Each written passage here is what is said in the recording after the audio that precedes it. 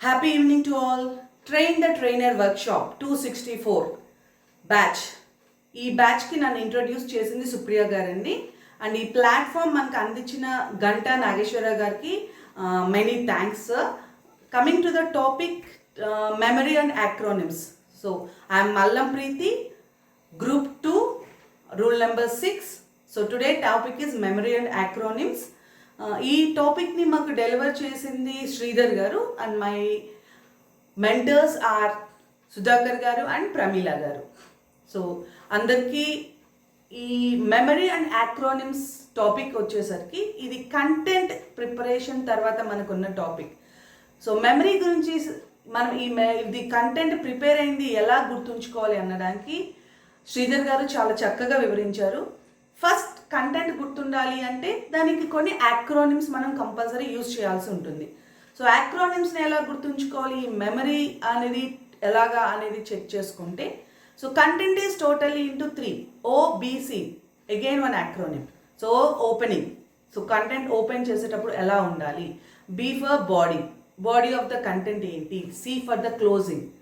So ఓపెనింగ్లోకి వచ్చేసరికి మనం 15% మొత్తం ఓవరాల్ 100% ఆఫ్ కంటెంట్లో అరౌండ్ 15 to 20% మనం కనుక స్టోరీస్ ప్రిపేర్ చేసుకొని వెళ్తే, సో ఆడియన్స్ని మనం ఎక్కువగా గ్రాస్ప్ చేయడానికి, వాళ్ళ అటెన్షన్ అనేది మనం గ్రాప్ చేయడానికి చాలా ఉపయోగపడుతుందని చెప్పారు. సో ఈ కంటెంట్లో ఫస్ట్ స్టోరీ టెల్లింగ్ వస్తే, స్టోరీ కూడా ఒక మెమరీ. సో ఇది మనం మెమరీలో స్టోరీ అనేది ఉంటేనే మనం ఈజీగా డెలివర్ చేయగలం as a public speaker.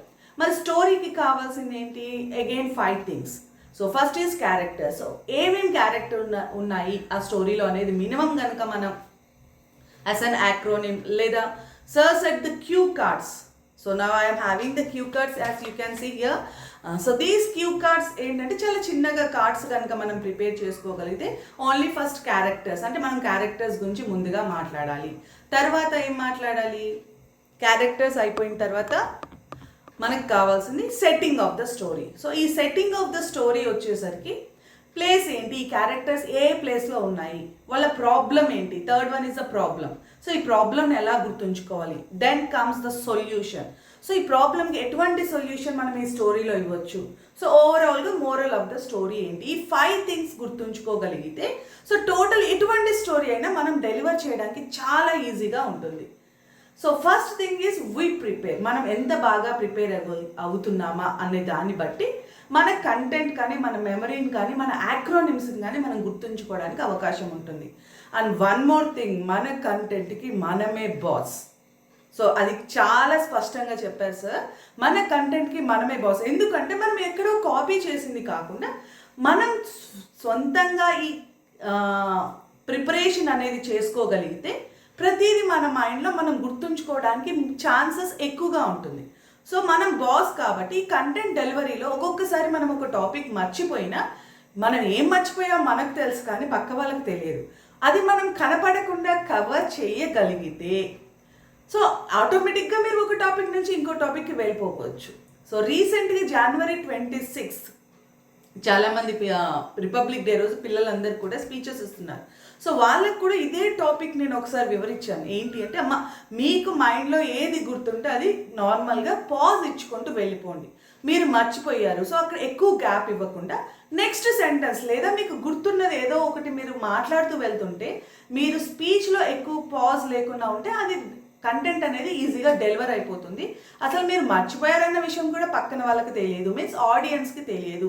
So ఈ ఒక్క చిన్న క్లూ ప్రకారంగా మనం వెళ్ళిపోతూ ఉంటే ఆడియన్స్ని ఈజీగా మనం కవర్ చేయొచ్చు. So this is really a fantastic thing. But నార్మల్గా స్టేజ్ ఫియర్ అనేది ఉన్నప్పుడు అక్కడికి వెళ్ళాక మర్చిపోవడం common.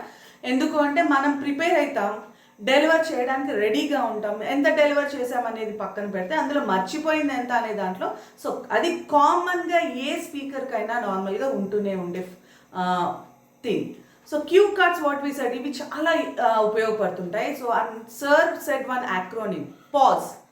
What is pause? So నార్మల్గా ఎవ్రీథింగ్ వైల్ స్పీకింగ్ మనం పాజ్ ఇచ్చుకుంటూ మాట్లాడుతూ వెళ్తూ ఉంటే, నాట్ టూ ఫాస్ట్. సో ఇప్పుడు చూడండి, ఇంత పాజ్ ఇచ్చినప్పుడు నెక్స్ట్ ఏం చెప్పాలి అనేది కొంచెం మన మైండ్కి ఆ క్యూ కార్డ్స్ చూడడం వల్ల కానీ లేదా ఒక ఐడియా వల్ల కానీ ఒక పిక్చర్ ఫామ్లో కానీ మనం ఒక టాపిక్ని గుర్తుంచుకోగలిగితే దాన్ని డెలివర్ ఈజీగా చేయొచ్చు. Next, so P for prepare well. So first pause, the first word is for nothing but prepare well. So if we prepare well, the memory can be improved a lot. Then with confidence, whatever we are delivering, we should tell with confidence. Then take deep breath. So manam speaking low ante when we are communicating with the audience, we should take the deep breath. Though this deep breath will help us a lot while conveying the message. ఇంకా చాలా స్లోగా అండి, అంటే మరీ slow అని కాదు, but మనం మాట్లాడేది క్లియర్గా క్లారిటీగా పక్కన వాళ్ళకి వినిపించేలాగా కొంచెం స్లోగా మనం మాట్లాడగలిగితే ఆ మెమరీ అనేది మనకి ఇది ఒక టిప్ లాగా పనిచేస్తుంది. And also we want to engage the audience. So మనం వెళ్ళిన టైంలో ఒక్కొక్కసారి మనకి ఇచ్చిన టైం కన్నా ఎక్కువ తీసుకోవాల్సి వస్తుంది, లేదు ఇచ్చిన టైం కన్నా తక్కువగా టైం తీసుకోవాల్సి వస్తుంది. సో మన కంటెంట్ అనేది దానికి తగ్గట్టుగా మనం ప్రిపేర్ అయ్యి యాక్రోనిమ్స్ కొన్ని ఎక్కువగా మన దగ్గర ఉంటే సో కంటెంట్ అనేది మనం దాని గురించి వివరిస్తూ వెళ్ళొచ్చు. ఇప్పుడు మనం మ్యాథ్ కనుక తీసుకుంటే బాడ్మస్.